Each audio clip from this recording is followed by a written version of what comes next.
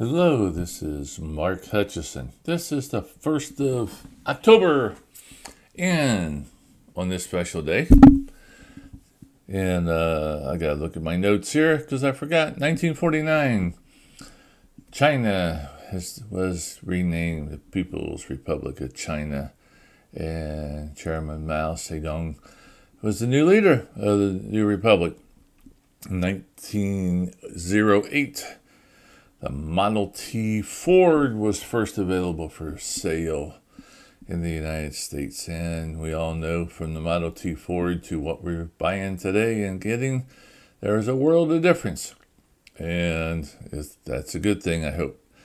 And last but not least, in 1979 on this date, the Panama Canal was returned to the rightful owner, the country of Panama.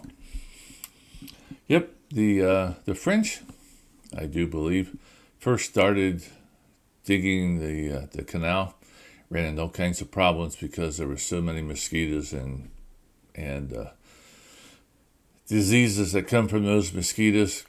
And finally, someone from the United States sprayed the territory, killed the mosquitoes, and they were able to complete the canal without too much further damage.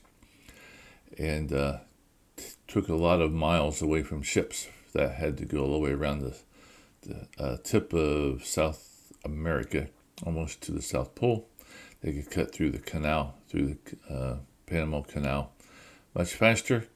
Obviously saved money on transportation between Pacific and Atlantic Ocean, and it did wonders for the world economy. So those are the things that happen on this day in history. Just thought you'd like to know. Thanks for listening, and see you tomorrow.